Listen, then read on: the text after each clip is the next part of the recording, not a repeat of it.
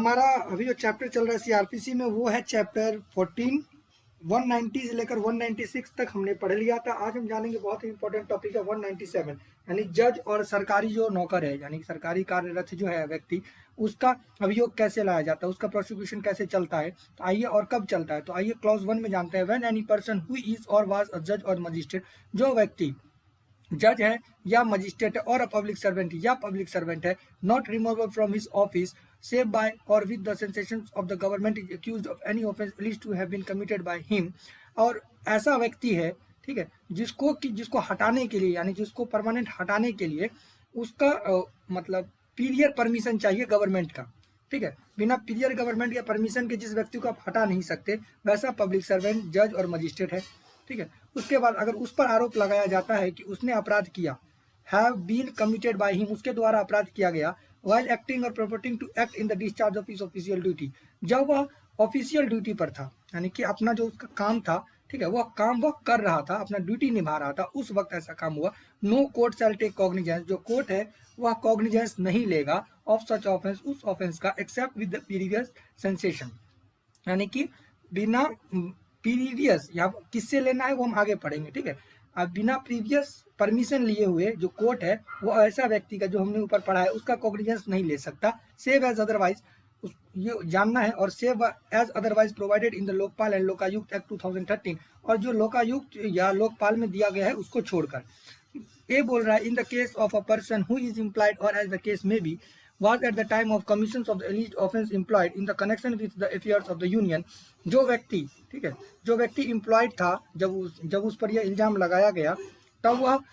Union का मतलब कर रहा था, यानी सेंट्रल गवर्नमेंट के अंदर था वो, ठीक है। तो उससे मतलब जो परमिशन है वो किससे लेना पड़ेगा, सेंट्रल गवर्नमेंट से लेना पड़ेगा, ठीक है। यहाँ पर हमने पढ़ा था प्रीवियस सेंसेशन, अगर सेंट्रल गवर्नमेंट के अंदर था, उस वक्त आदमी काम कर रहा था, तो सेंट्रल गवर्नमेंट से लेना पड़ेगा। In the case of a person who is employed और द केस में B was at the time of a commissions of the alleged offense employed in the connection with the affairs of a state of the state government, और यदि वह जो employed था, जब उस पर आरोप लगाया गया था, वो स्टेट गवर्नमेंट के अंदर था, यानी स्टेट गवर्नमेंट के अंदर वो काम कर रहा था, तो परमिशन किससे लेना पड़ेगा, स्टेट गवर्नमेंट से लेना पड़ेगा।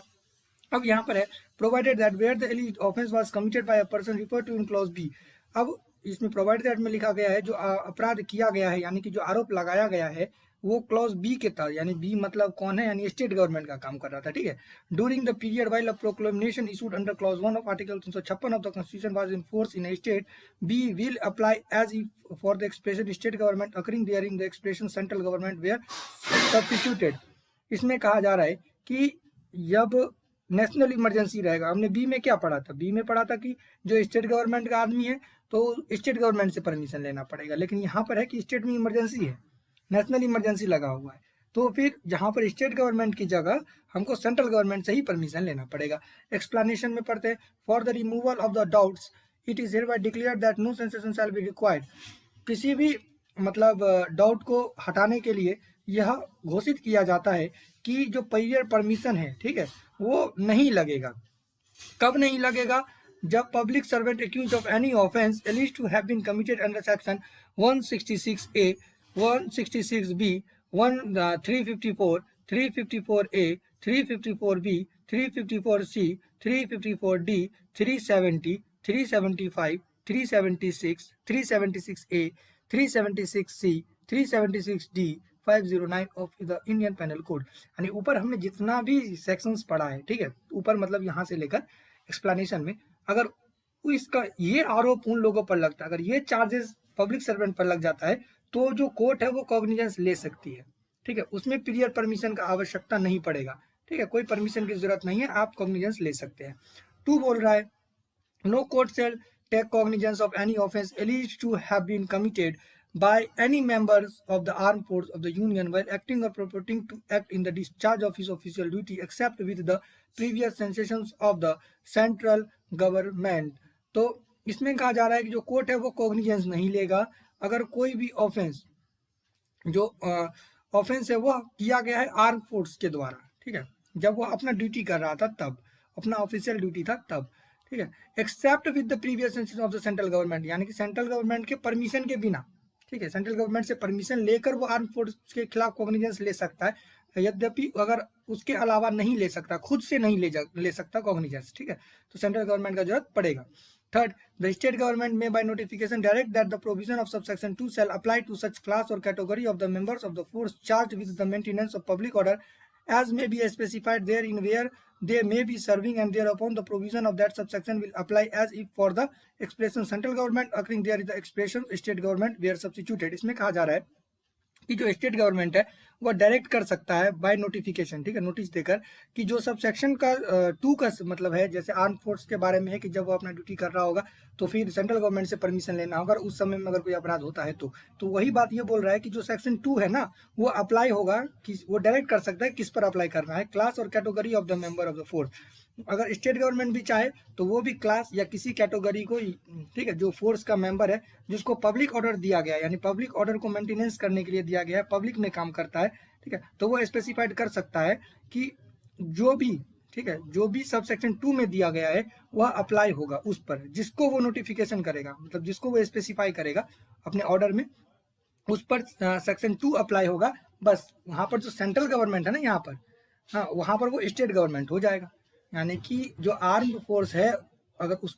पर कोई कार्रवाई करना है तो सेंट्रल गवर्नमेंट से परमिशन लेना पड़ेगा। वैसे ही जो स्टेट गवर्नमेंट का स्पेशल फोर्स है जिसको वो अपना कैटेगरी किया हुआ है, किसी क्लास को, किसी कैटेगरी को, जिसको वो यह ताकत देता है, ठीक है, और वो पब्लिक ऑर्डर मेंटेनेंस कर रहा है, तो अगर उस पर कार्रवाई करना है ना तो सेंट्रल गवर्नमेंट से नहीं, स्टेट गवर्नमेंट से परमिशन लेना पड़ेगा। बस यहाँ पर यही बात है और कुछ नहीं है। 3A, not with standing anything contain in subsection 3, यानी कि सबसेक्शन 3 में रहते हुए भी no court shall take cognizance of any offence alleged to have been committed by any member of the force charged with the maintenance of public order in a state while acting or purporting to act in the discharge of official duty during the period while a proclamation issued under one of Article 356 of the Constitution was in force therein except with the previous decisions of the central government. फिर वही बात बोल रहा है कि जो 3 में हमने पढ़ा उसके रहते हुए भी जो स्टेट गवर्नमेंट से परमिशन लेना पड़ेगा, जिसको वो कैटेगरी में कर देगा। लेकिन अगर नेशनल इमरजेंसी लगा हुआ था उस समय में स्टेट में, जिस समय में उस पर आरोप लगाया गया, ठीक है, तो फिर उसका जो अगर उस पर उसका कॉग्निजेंस लेना है ना तो आपको सेंट्रल गवर्नमेंट से ही बार बार परमिशन लेना पड़ेगा, ठीक है, सेंट्रल गवर्नमेंट से परमिशन लेना पड़ेगा। आप एक चीज याद रख लीजिए कि जब भी कहीं भी इमरजेंसी लगा है तो स्टेट गवर्नमेंट का जो पावर है वो सेंट्रल गवर्नमेंट के पास चल जाता है, इसलिए सेंट्रल गवर्नमेंट से ही जो हर एक चीज का पीरियड परमिशन लेना पड़ेगा। 3B, notwithstanding anything to the country contain in this code or any other law, it is hereby declared that any sanction accorded by the state government or any cognizance taken by a court upon such sanction during the period commencing on the 20th day of August 1991 and ending with the date of immediately preceding the date on which the Code of Criminal Procedure Amendment Act 1991 received the assent of the President with respect to an offence alleged to have been committed during the period while a proclamation issued under clause 1 of Article 356 of the Constitution was in force in the state shall be invalid and it shall be competent for the central government in such matter to accord sanction and for the court to take cognizance thereon। इसमें कहा जा रहा है कि मतलब इसमें कुछ भी रहते हुए इस कोड में अगर कुछ है, ठीक है, जो भी है, तो जो ये घोषित किया जाता है, ठीक है, यह घोषित किया जाता है कि स्टेट गवर्नमेंट के कहने पर, ठीक है, जो कॉग्निजेंस लिया गया था, कोर्ट जो कॉग्निजेंस लिया था, ठीक है, during the period of commencing 20 day of अगस्त 91, यानी कि 20 तारीख को अगस्त 1991 से, ठीक है, और जब जो ये अमेंडमेंट एक्ट आया था 1991 का, क्रिमिनल प्रोसीड्यूर का, ठीक है, उसको रिसीव में एसेंट करने से पहले, यानी कि जब हम कोई बिल पास करते, कोई अमेंडमेंट करते तो उस पर एक एसेंट चाहिए होता है ना, एक्ट को बिल में बदलने के लिए प्रेसिडेंट का एसेंट चाहिए होता है। तो 20 तारीख 1991, ठीक है, यहाँ से लेकर जब हम जो अमेंडमेंट हुआ उससे एक दिन पहले तक, ठीक है, जो भी था, ठीक है, उससे एक दिन पहले alleged have been committed during the period while a proclamation is under one of Article 356 of Constitution was in force in state, और उस वक्त जो था मतलब नेशनल इमरजेंसी लगा हुआ था स्टेट में, ठीक है, shall be invalid and it shall be competent for the central government in such matter to accord sanction and for the court to take cognizance thereon। इसमें कहा जा रहा है कि जो स्टेट है, ठीक है, ऊपर हमने क्या पढ़ा कि स्टेट के ऑर्डर दिया था स्टेट, वो कैंसिल हो जाएगा, जो कोर्ट कॉग्निजेंस लिया था वो भी कैंसिल हो जाएगा, इनवैलिड हो जाएगा, और उसका कॉग्निजेंस लेने के लिए पीरियड परमिशन लेना पड़ेगा सेंट्रल गवर्नमेंट से। ये डेट कब का है? 20 तारीख 1991 से लेकर, और जब ये अमेंडमेंट हुआ था उससे एक दिन पहले, ठीक है, एक दिन पहले तक अगर कोई चीज़ हुआ था और नेशनल इमरजेंसी था तो स्टेट गवर्नमेंट से नहीं, सेंट्रल गवर्नमेंट से ही परमिशन लेना पड़ेगा। ठीक है, आई होप ये क्लियर हो गया होगा। उसके बाद 4 बोल रहा है, द सेंट्रल गवर्नमेंट और the state government as the case may be may determine the person by whom the manner in which and the offence or offences for which the prosecution of such judge, magistrate or public servant is to be conducted and may specify the court before which trial is to be held। इसमें कहा जा रहा है कि central government और state government, ठीक है, वह यह डिटरमाइन करेगी, मतलब यह बराबर में, मतलब डिटरमाइन करेगी, मतलब ढूंढेगी, ठीक है, वह अपना जो उसको सही लगेगा वो करेंगी। The person by whom the manner in which and the offense or offenses for which the prosecution of the such magistrate or public servant to be conducted, यानी किसके द्वारा अगर जो जज है या मजिस्ट्रेट है या पब्लिक सर्वेंट है, ठीक है, जिस पर कार्रवाई करना है, जिसके अगेंस्ट कॉग्निजेंस लेना है, तो वो कौन लेगा, ठीक है, किसके द्वारा कंडक्ट किया जाएगा, वो सेंट्रल गवर्नमेंट या स्टेट गवर्नमेंट के पास पावर है कि वह स्पेसिफाई कर सकता है। वह कोर्ट भी स्पेसिफाई कर सकता है कि किसके पास इसका ट्रायल चलेगा। आई होप ये क्लियर हो गया होगा। अब हम एक बार फिर से जान लेते हैं कि 3 में बोल रहा है कि जो 20 तारीख 1991, ठीक है, यहाँ से शुरू होकर, और जब ये अमेंडमेंट एक्ट आया था क्रिमिनल प्रोसीड्यूर का, उससे एक दिन पहले, यानी कि जब प्रेसिडेंट साइन किए थे, जब ये बिल एक्ट में बदला था, उससे जस्ट